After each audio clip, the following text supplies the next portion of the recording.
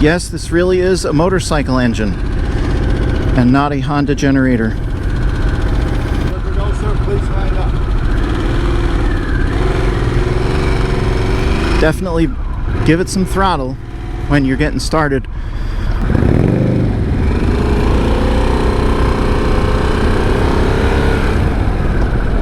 Hey guys, I am taking a demo ride of the Sportster S. My name is Dave. I've been riding Harleys for about 10 years. Started out on a Sportster 2007 XL 1200, which has nothing in common with this bike except the name. In time, I moved up to a Dyna lowrider, and then added a Street Glide to the mix, Street Glide Special, and I still have both of those. So right at the start, I would say these are mid controls, but they feel a little more forward than I was feeling on the Nightster Special that I rode.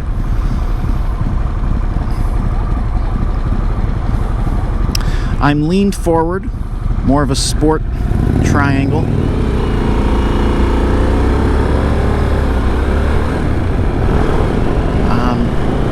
This is the Evolution This is the Revolution Max engine, 1250. From what I've been told, it really likes the higher RPMs. You know, when you hit 3,000 on a V-twin, you're wanting to shift, but not so on this guy. You can really go up to 6,000-7,000 on this. So small mirrors, but they're passable. The one on my right needs a little adjustment, but I can see okay behind me.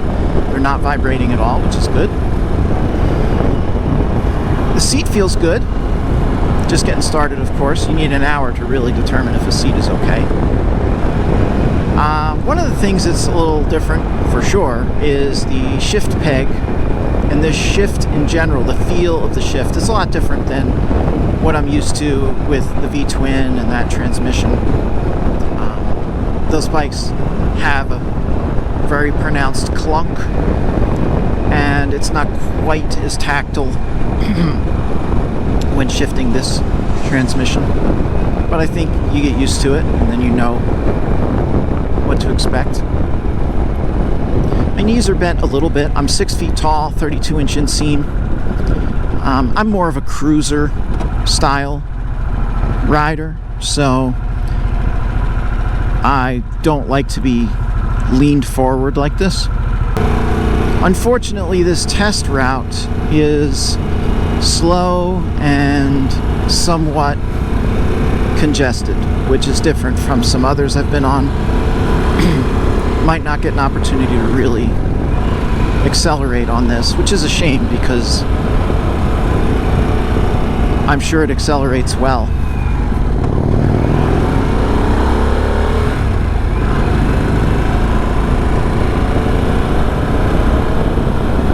The bike looks incredible. They did a great job on the appearance of this bike. Corners nicely, you know, it's got those fatter tires, not quite as fat as, say, the Fat Boy or the Breakout, but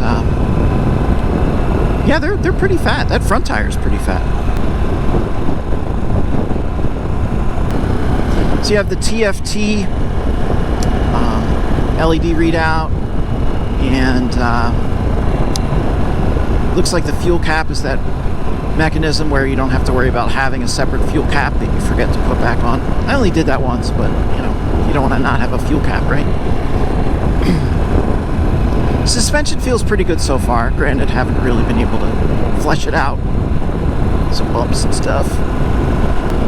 The Sportster name is legendary for Harley. It goes back a real long time. I actually never liked the name Sportster. I think that's one of the reasons why it got that girl's bike moniker, which is really stupid. When I was a kid, my uncle had a Honda 750, which was one of the biggest bikes I knew of at the time. And nobody ever called that a girl's bike. And the Sportsters were 883 and up, so I don't know what that was all about, but I feel like this bike, it's a completely new bike. It deserves its own name. But they didn't ask me. I wasn't at that meeting.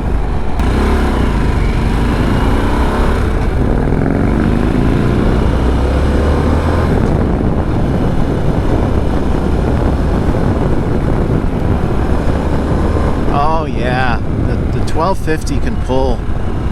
She can pull. Yeah, baby. Definitely feeling that. That's nice. That's much nicer than the 975 on the Nightster Special. I'm not sure what's available for aftermarket pipes for the Revolution Max. I don't know what that would sound like. I definitely love the sound of my V-twin with some loud pipes. But this is a different animal. So far, I would say I am enjoying this. I am enjoying this more than I thought I would. So that's really a pleasant surprise. I'm comfortable. I'm more comfortable than I thought I would be.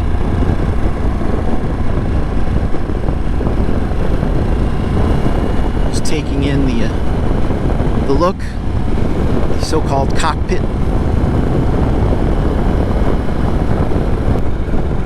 Harley has gotten a lot of positive feedback on the Revolution Max. It started out in the Pan America and now the new Sportsters. So that's nice, you know. I would really like Harley to do well as a company, because I love Harleys. Easy there, dog.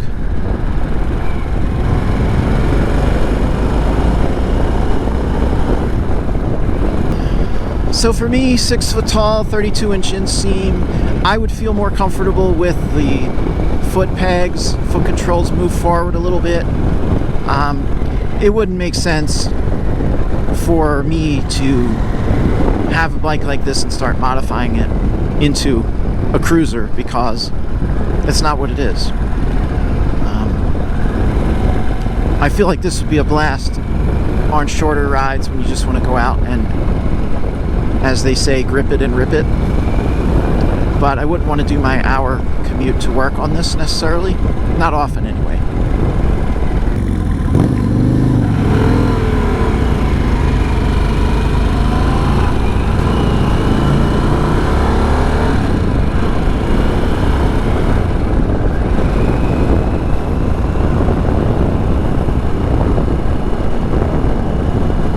When I look down and see that fat front tire, it just makes me laugh.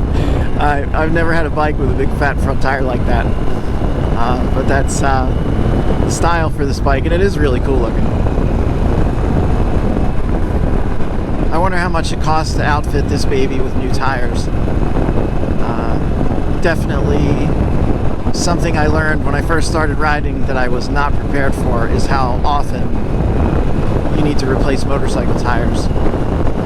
They definitely do not last anything like a car tire. I feel like the grips are the hand grips are more narrow than I'm used to. I'm sure that could be easily rectified if you wanted something fatter. Brakes are very grabby. It's a single disc up front. I've heard or read at least one person online saying that after some aggressive riding for an hour or so, especially in a more hot climate, that he was experiencing brake fade. I feel like a bike like this with the 1250 should have dual discs. If you're interested in the Sportster S, definitely take a test ride. I enjoyed this. Not my style of bike, but if I had one in a small collection of bikes, it would definitely be fun to take it out but it feels very sound mechanically. For what it is, it's pretty comfortable. The seat feels okay. Guys, thanks so much for watching my video. Please like and subscribe. It helps my channel a lot. Thanks for coming along with me on this ride. Fun bike. Even if you're not necessarily interested in a bike like this, if you have an opportunity to take one out for a test ride, why not? Give it a try. It really was fun.